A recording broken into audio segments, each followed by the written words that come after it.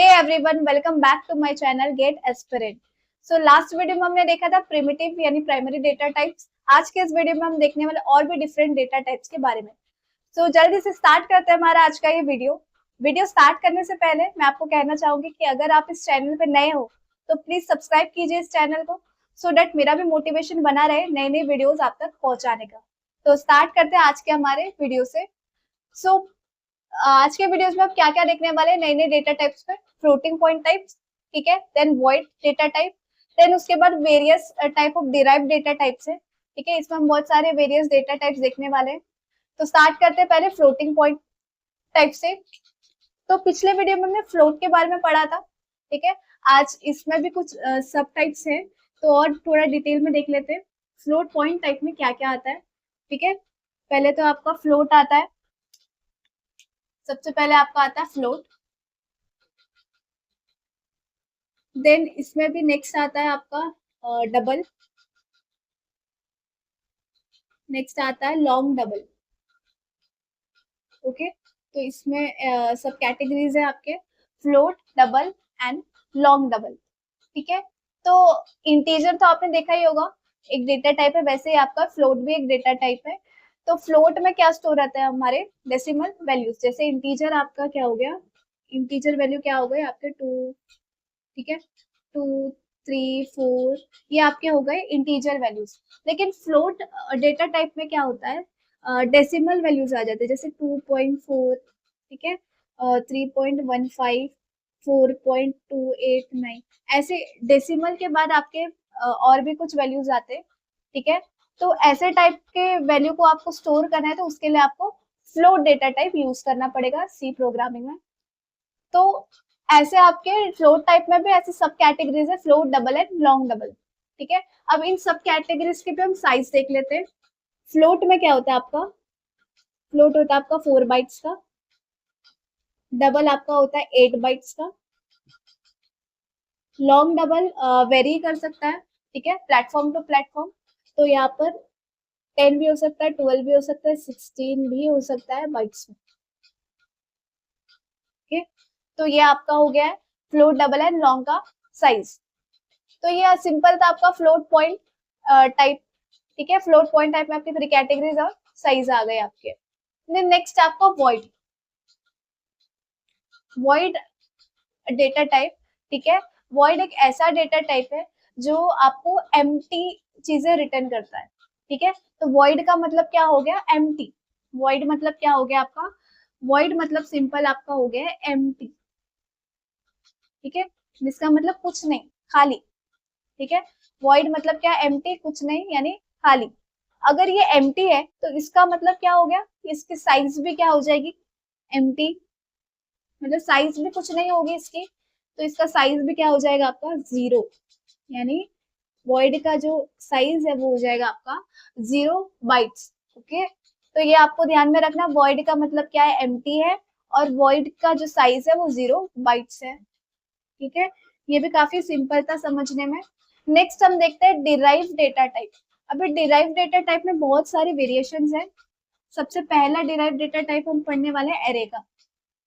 Array एक data structure भी है, ठीक है। फिलहाल हम इसको डिराइव डेटा टाइप पर स्टडी करते हैं। तो एरे क्या है आपका, सबसे पहले आप एरे को जान लीजिए। एरे क्या होता है, कंटिन्यूअस ब्लॉक ऑफ मेमोरी होती है, ठीक है, जिसका मेमोरी एलोकेशन जो है कंटिन्यूअस होता है, उसकी कुछ इंडेक्सिंग होती है, कुछ साइज होती है, ठीक है। अब मेमोरी एलोकेशन के टाइम पे जो एरे है वो ध्यान रखना है कि वो कंटिन्यूअस फ्लो में होगा। तो एरे क्या स्टोर करता है, सिमिलर टाइप्स ऑफ डेटा को। तो इसको पहले हम समझ लेते हैं सिंटेक्स के फॉर्म में। पहले हम इसका सिंटेक्स देख लेते हैं एरे का। अगर आपको एरे डिफाइन करना है तो उसका सिंटेक्स क्या होगा, सबसे पहले आप लिखोगे डेटा टाइप,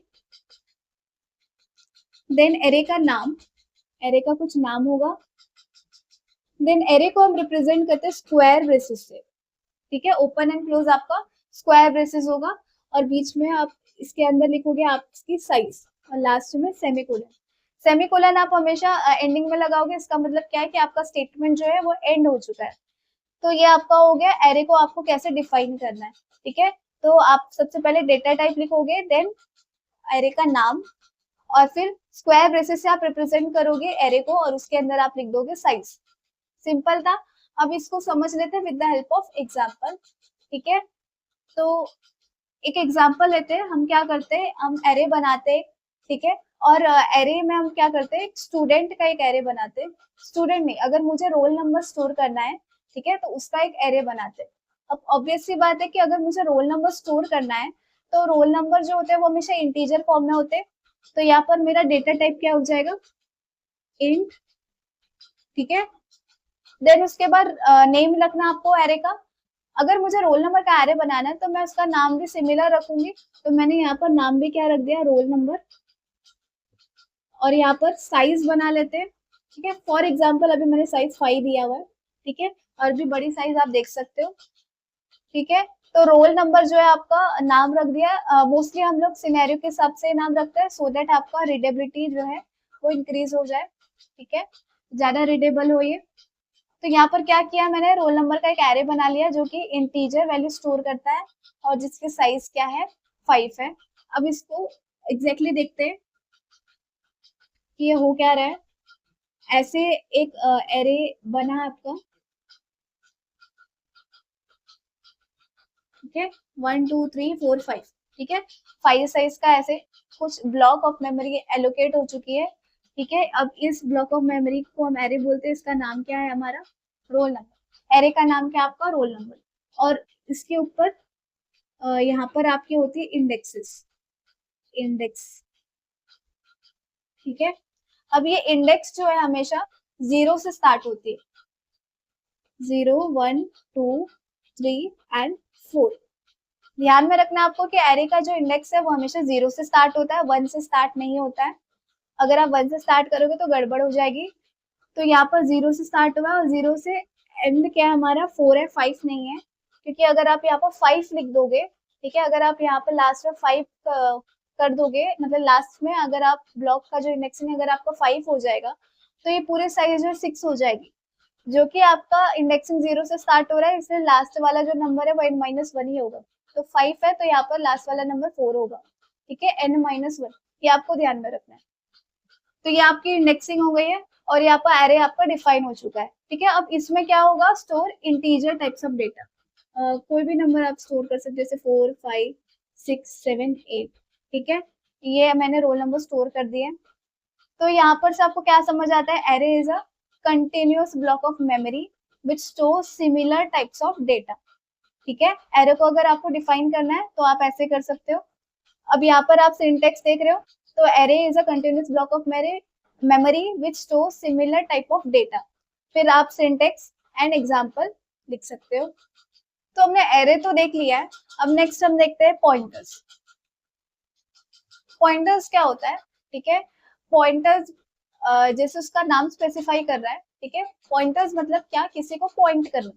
ठीक है, तो पॉइंटर को हम लोग कैसे डिफाइन करते हैं, पहले उसका सिंटेक्स देख लेते हैं। सिंटेक्स देखने से पहले एग्जैक्टली समझ लेते हैं कि पॉइंटर होता क्या है। ठीक है, पॉइंटर एक ऐसा डेटा टाइप है सी लैंग्वेज में जिसका काम है किसी भी चीज का एड्रेस स्टोर करना। ठीक है, आइदर वो वेरिएबल हो सकता है, वेरिएबल का एड्रेस हो सकता है, डेटा स्ट्रक्चर का एड्रेस हो सकता है, या कोई फंक्शन का एड्रेस हो सकता है। ठीक है, कोई भी एड्रेस को स्टोर कर सकता है हमारा ये पॉइंटर्स। ठीक है, तो अब यहाँ पर एग्जांपल देख लेते हैं कैसे। अब आपको सबसे पहले पता होना चाहिए कि पॉइंटर्स को हम डिक्लेयर कैसे करते हैं। तो मान लीजिए मुझे इंटीजर टाइप का पॉइंटर बनाना है। जो भी टाइप का आपको पॉइंटर बनाना है, सबसे पहले आप डेटा टाइप लिखोगे। ठीक है, सबसे पहले कोई भी डेटा टाइप लिखते हैं तो हमें इंटीजर टाइप का पॉइंटर बनाना है, तो मैंने इंट लिख दिया। देन उसके बाद पॉइंटर का नाम, मैंने पॉइंटर का नाम यहाँ पर p लिखा है। अपने हिसाब से आप पॉइंटर का नाम लिख सकते हो। देन पॉइंटर को हम ना स्टार मार्क करके ऐसे रिप्रेजेंट करते हैं। तो ये स्टार से हम पॉइंटर को रिप्रेजेंट करते हैं हमेशा। ठीक है, तो मैंने यहाँ पर क्या किया है, इंटीजर टाइप का एक पॉइंटर डिक्लेयर किया है। ओके, देन उसके बाद मैं चाहती हूँ कि ये पॉइंटर जो है एक वेरिएबल का एड्रेस स्टोर करे। तो यहाँ पर मैं असाइन भी कर रही हूँ, डिक्लेयर किया मैंने, अब मैं उसे असाइन कर रही हूँ। ठीक है, मैं क्या कर रही हूँ, एक वेरिएबल ए का एड्रेस स्टोर करना है। तो एड्रेस के लिए हम एंड ऑपरेटर बना रहे हैं। इसे समझ लेते कि ये क्या है, लास्ट में सेमीकोलन लिखेंगे। ठीक है, इस स्टेटमेंट का मतलब क्या हो गया, मैंने एक पॉइंटर बनाया जो क्या कर रहा है एग्जैक्टली, इस वेरिएबल a का एड्रेस स्टोर कर रहा है, ठीक है, एड्रेस स्टोर कर रहा है। ये एंड ऑपरेटर क्या कर रहा है यहाँ पे, ठीक है, ये बिटवाइज एंड नहीं है, ठीक है, ये एंड, यहाँ पर हम इसे बोलते हैं एड्रेस ऑपरेटर, ठीक है, यहाँ पर हम इसे क्या बोल देते हैं, एड्रेस ऑपरेटर, ठीक है, या फिर हम क्या बोल देते हैं इसे, रेफरेंस ऑपरेटर भी हम बोलते हैं, ठीक है। इसका काम क्या है, एड्रेस को डिफाइन करना है, किसका, ए के। तो यहाँ पर पॉइंटर एग्जैक्टली क्या कर रहा है, ये पॉइंटर क्या कर रहा है, ए का एड्रेस स्टोर कर रहा है। मान लीजिए ए का जो एड्रेस है वो क्या है, 101। मान लीजिए एग्जाम्पल के तौर पे कि यहाँ पर जो ए का एड्रेस है 101 है, तो पी के अंदर क्या वैल्यू स्टोर हो जाएगी, 101। तो यहाँ पर एग्जैक्टली पॉइंटर क्या कर रहा है, हमारा ए के एड्रेस को स्टोर कर रहा है, ठीक है। तो इसका क्या बेनिफिट है एग्जैक्टली, ये क्यों ऐसे कर रहा है, ठीक है, इससे बेनिफिट क्या है, तो इसका ये बेनिफिट है कि हम कोई भी वेरिएबल के एड्रेस को स्टोर कर लेते हैं, ठीक है, और नेक्स्ट टाइम हम क्या करते हैं, सीधा उस एड्रेस पे सीधा जंप कर सकते हैं, ठीक है। तो ये इसका एडवांटेज आपको एग्जैक्टली है ना, आगे जाके डिफरेंट डिफरेंट चीजें जब आप पढ़ोगे, जैसे कि एक कंसेप्ट आता है डेटा स्ट्रक्चर में, लिंक लिस्ट करके एक कंसेप्ट आता है, ठीक है, वहां पर पॉइंटर्स बहुत इंपॉर्टेंट वर्क करते हैं, ओके। तो यहाँ पर आप फिलहाल ये समझ लीजिए, पॉइंटर का मतलब ये है कि कोई भी वेरिएबल का या कोई भी डेटा स्ट्रक्चर का वो एड्रेस स्टोर कर सकता है, ठीक है। आगे जाके हम बहुत डीपली पॉइंटर्स को स्टडी करने वाले, काफी इंपॉर्टेंट कंसेप्ट है ये। देन नेक्स्ट हम देख लेते हैं स्ट्रक्चर्स।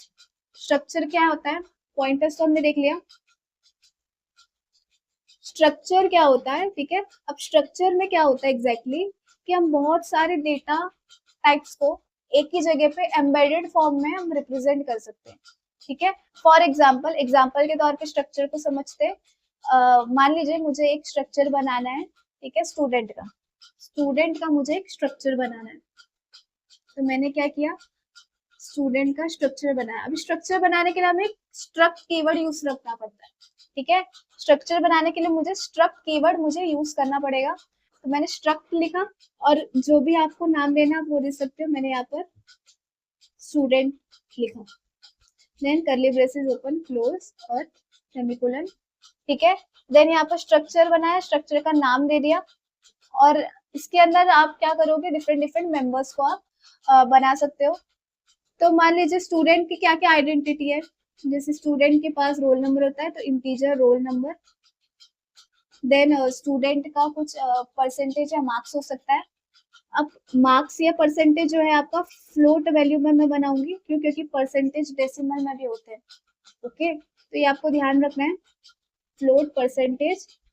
देन जेंडर भी हो सकता है, तो यहाँ पर मैंने कैरेक्टर जेंडर, ठीक है। अब यहाँ पर जेंडर, कैरेक्टर में सिर्फ एक लेटर स्टोर होता है, ये ध्यान रखना है।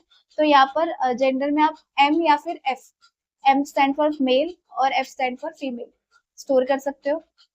देन स्टूडेंट का कुछ नेम भी हो सकता है, तो मैंने नेम, कैरेक्टर नेम करके एक एरे बनाया, ठीक है, इसका साइज जो है 20 रखा है, ठीक है। अभी अभी हमने एरे पढ़ा था, ठीक है, वहां पर हमने इंटीजर टाइप में हमने यहाँ पर एरे बनाया था, यहाँ पर हमने कैरेक्टर टाइप में एरे बनाया है, ठीक है, जिसका नाम क्या है, नेम है, और उसकी साइज क्या है, 20 है। मतलब आपने एक मेमोरी एलोकेट कर दिया है नेम करके, और उसके अंदर 20 आपके ऐसे ब्लॉक्स बनेंगे, ठीक है। ये आपका स्ट्रक्चर आपने बना लिया है। तो यहाँ पर आप स्ट्रक्चर में एक चीज नोटिस कर रहे हो कि आपने डिफरेंट डिफरेंट क्या है, डेटा टाइप्स के मेंबर्स बनाए हुए, और ये सब मेंबर्स जो है एक ही जगह पे एम्बेडेड फॉर्म में है, ठीक है। तो ये एग्जैक्टली क्या हो रहा है, स्ट्रक्चर में आपने क्या कर दिया, डिफरेंट डिफरेंट मेंबर्स को एक ही जगह पे आपने एम्बेडेड फॉर्म में रिप्रेजेंट किया, ठीक है। तो ये हो गया आपका स्ट्रक्चर। इससे क्या हो रहा है, आपको एक ही जगह पे सिमिलर टाइप्स ऑफ इंफॉर्मेशन या डेटा डिक्लेयर कर सकते हो या रिप्रेजेंट कर सकते हो। अब यहाँ पर क्या है, स्ट्रक्चर का आप साइज भी बना सकते हो, बना नहीं सकते एक्चुअली, स्ट्रक्चर का आपको कुछ साइज भी होगा, ठीक है। अब ये स्ट्रक्चर का साइज आप कैसे फाइंड करोगे, तो यहाँ पर डिफरेंट डिफरेंट मेंबर्स के जो साइजेस है वो आप सम अप करोगे, और जो भी आपका सम अप का वैल्यू आएगा वो आपका क्या हो जाएगा, स्ट्रक्चर का साइज हो जाएगा, ठीक है। ये था आपका सिंपल सा एग्जांपल स्ट्रक्चर का। नेक्स्ट है आपका यूनियन। अभी यूनियन क्या होता है, ये भी एक डेटा स्ट्रक्चर, यानी ये भी आपका एक डेटा टाइप है स्ट्रक्चर के जैसे। यहाँ पर हम स्ट्रक्ट हटा के यूनियन लिख देते हैं, बस यूनियन।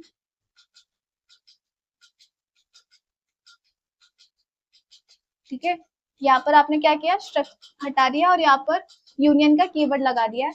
अब ये भी सिमिलर होता है स्ट्रक्चर के, बस इसमें एक मेजर डिफरेंस होता है कि यहाँ पर मेमोरी जो है शेयर होती है आपकी।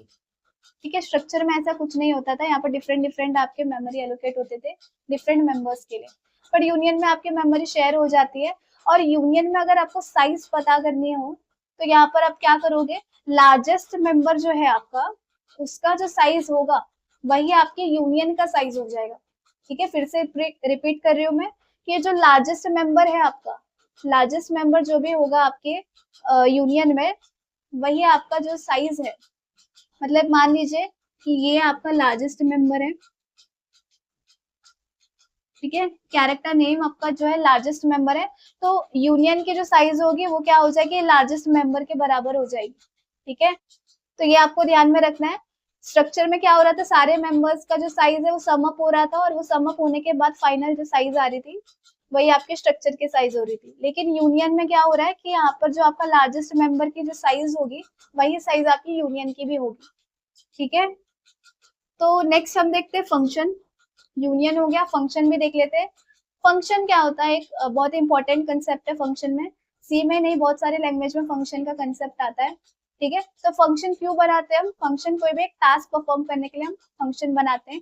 डिफरेंट डिफरेंट टाइप्स के फंक्शंस होते हैं। ठीक है, अभी फंक्शन को पहले देख लेते हैं कैसे बनाते हैं हम फंक्शन, कैसे डिक्लेयर करते हैं फंक्शंस को। सबसे पहले आप लिखोगे डेटा टाइप,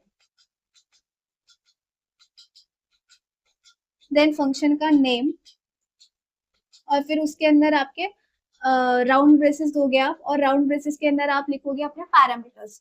ठीक है, अब फॉर एग्जांपल यहाँ पर डेटा टाइप लिखोगे पहले, डेटा टाइप पैरामीटर 1। ठीक है, data type parameter 2 and so on. ऐसे आपका राउंड ब्रेसेस क्लोज हो जाएगा। देन आप करली ब्रेसेस ओपन, करली ब्रेसेस क्लोज। इसके अंदर आप लिखोगे आपके स्टेटमेंट, या फिर जो भी आपका लॉजिक है, जो भी आप करना चाह रहे हो वो आप सारे स्टेटमेंट इसके अंदर लिख सकते हो। तो आपको फंक्शन, अगर आप सिंपल फंक्शन डिफाइन करना चाहते हो तो क्या करोगे, सबसे पहले डेटा टाइप, देन फंक्शन का नाम, और फिर उसके अंदर आप डिफरेंट डिफरेंट पैरामीटर्स विद आपके डेटा टाइप्स, और यहाँ पर आपका फंक्शन का लॉजिक करली ब्रेसेस के अंदर। ठीक है, तो एक एग्जाम्पल देख लेते हैं और समझ लेते हैं क्या होगा। मान लीजिए आपको एक सिंपल सा फंक्शन बनाना है। ठीक है, उस फंक्शन में आपको क्या करना है कि दो इंटीजर को आपको ऐड करना है। सिंपल सा एक एग्जांपल है, दो इंटीजर को आपको ऐड करना है, और रिटर्न जो होगा आपका वो जो एडिशन है। ठीक है, जो भी आपका ऐड करने के बाद वैल्यू होगी वो आपकी रिटर्न हो जाएगी। तो ऐसे टाइप के फंक्शन को बनाने के लिए क्या करना पड़ेगा आपको, सिंपल है। सबसे पहले आपको डेटा टाइप लिखना होता है, तो मुझे दो इंटीजर वैल्यू को ऐड करना है, तो मेरा जो रिटर्न टाइप होगा वो भी इंटीजर में ही होगा, तो मैंने डेटा टाइप इंट बनाया। अब एडिशन का फंक्शन बनाना है, तो मैं नाम भी सिमिलर ही दे दूंगी ऐड, तो रीडेबिलिटी इंक्रीज हो जाएगी कोड की। देन उसके बाद पैरामीटर्स होते हैं राउंड ब्रेसेस में। ठीक है, तो यहाँ पर मैंने पैरामीटर दे दिया इंट n1 इंट n2। ठीक है, ये आपने सिंपल सा एक फंक्शन बना लिया है। अब इसके अंदर आप लॉजिक लिखोगे। ठीक है, अब ये सिंपल सा फंक्शन है, यहाँ पर आपको क्या करना है, एडिशन करना है दो इंटीजर का, तो n1 प्लस n2। ठीक है, ये मैंने रिटर्न स्टेटमेंट के साथ लिखा है। ठीक है, अब कोई भी फंक्शन के एंडिंग में हम कुछ वैल्यू रिटर्न करते हैं। ठीक है, तो यहाँ पर जो भी रिटर्न हो रहा है, यहाँ पर क्या रिटर्न हो रहा है, दो इंटीजर का सम। ठीक है, मान लो n1 आपका 2 है और n2 आपका 3 है, तो 2 प्लस 3 यहाँ पर रिटर्न हो जाएगा आपका 5। ठीक है, तो 5 भी एक इंटीजर है, ये इंपॉर्टेंट है, यहाँ पर ध्यान दीजिएगा। 2 प्लस 3 आपका 5 होता है, 5 भी क्या है, एक इंटीजर है, तो यहाँ पर जो रिटर्न हो रहा है वो भी इंटीजर है। ठीक है, तो ये जो इंटीजर है यहाँ पर हम क्या लिखते हैं, रिटर्न वैल्यू लिखते हैं। मान लो यहाँ पर आप इंटीजर रिटर्न कर रहे हो। ठीक है, और यहाँ पर मैंने फ्लोट लिख दिया या कैरेक्टर लिख दिया, ऐसा कुछ। ठीक है, रिटर्न आप क्या कर रहे हो, इंटीजर। तो जो भी आप रिटर्न करोगे ना, वहां यहाँ पर वही डेटा टाइप होना चाहिए, मिसमैच नहीं होना चाहिए, नहीं तो एरर आ जाएगा। ठीक है। यहाँ पर एडिशन का जो सम है वो भी मेरा इंटीजर है, यानी 5 भी मेरा इंटीजर है, तो यहाँ पर डेटा टाइप भी मेरा इंटीजर ही होना चाहिए। ठीक है। अगर मैं यहाँ पर कैरेक्टर लिख रही हूँ तो इसका मतलब क्या है कि रिटर्न भी मुझे कैरेक्टर होगा। अगर मैं यहाँ पर फ्लोट लिख रही हूँ तो यहाँ पर रिटर्न भी मुझे क्या होना चाहिए, फ्लोट होना चाहिए। ये दोनों जो है रिटर्न टाइप और यहाँ पर जो डेटा टाइप है वो सिमिलर होना चाहिए, सेम होना चाहिए। ठीक है। अगर यहाँ पर आप डिफरेंट डिफरेंट लिख दोगे तो यहाँ पर एरर आ जाएगा। तो ये इंपॉर्टेंट था फंक्शन के बारे में। आगे जाके हम इसके बारे में और डिटेल में पढ़ने वाले। ठीक है। रिकर्शन जो है काफी इंपॉर्टेंट कंसेप्ट है फंक्शन के लिए, उससे पहले आपको फंक्शन काफी डिटेल में आना चाहिए। ठीक है। तो ये हमने ऊपर ऊपर से देख लिया फंक्शन को। नेक्स्ट हम देखते हैं इनम। इनम भी एक डेटा टाइप है। ठीक है। यूजर डिफाइंड डेटा टाइप है, जिसमें हम इनम के अंदर क्या होते हैं, मल्टीपल कॉन्स्टेंट्स होते हैं। ठीक है। अब उस कॉन्स्टेंट को कुछ नेम असाइन करना, ठीक है, और इस कांस्टेंट की कुछ वैल्यूज होती है। अब ये इनम क्यों हम बनाते हैं, उससे क्या होता है, कोड की रीडेबिलिटी आपकी इंक्रीज हो जाती है। ठीक है। तो एक एग्जांपल ले लेते हैं इनम का। इनम को आपको बनाना है तो इनम लिखोगे आप। ठीक है। फिर उसके बाद आप क्या करोगे, इनम का कुछ नाम हो सकता है। एग्जाम्पल मैंने डेज बना लिया। ठीक है। यहाँ पर करली ब्रेसेस। अब इसके अंदर मैंने ना वेरियस डेज का नाम लिख दिए। संडे, ठीक है, मंडे, ठीक है, ऐसे आपने बहुत सारे डेज बना लिए। ठीक है। बेसिकली इनम के अंदर कॉन्स्टेंट्स होते हैं। ठीक है। आपको क्या करना है, उस कॉन्स्टेंट को कुछ नेम असाइन करना है, और उस कॉन्स्टेंट के कुछ वैल्यूज भी होते हैं बाय डिफॉल्ट वैल्यूज। अगर आपने वैल्यूज नहीं दिया है, ठीक है, तो बाय डिफॉल्ट क्या होता है इनम में, ये 0 से स्टार्ट हो जाएगा। जैसे संडे जो है इक्वल टू 0 हो जाएगा, मंडे इक्वल टू 1 हो जाएगा। ठीक है। वैसे ट्यूसडे आगे इक्वल टू 2 हो जाएगा, एंड सो ऑन। ठीक है। अगर आपने असाइन नहीं किया है वैल्यू को, आप चाहो तो यहाँ पर अपनी वैल्यूज को असाइन भी कर सकते हो। जैसे संडे इक्वल टू, अगर आपको 1 से चालू करना है तो Sunday equal to 1, Monday equal to 2, ऐसे आप अपने हिसाब से यहाँ पर वैल्यूज को असाइन भी कर सकते हो इनम के अंदर। तो ये इनम से क्या होगा, आपका कोड रीडेबिलिटी क्या है, इंक्रीज हो जाएगी। सिमिलर टाइप से कॉन्स्टेंट को आप मतलब सिमिलर नेम दे सकते हो। ठीक है। वैल्यूज असाइन कर सकते हो। तो ये था आपका इनम के बारे में। तो आज के वीडियो में बस इतना ही। नेक्स्ट वीडियो में मिलते हैं नए कंसेप्ट के साथ। सो अगर आपको ये वीडियो पसंद आई हो तो लाइक कीजिए, सब्सक्राइब कीजिए और हिट कीजिए बेल आइकन को।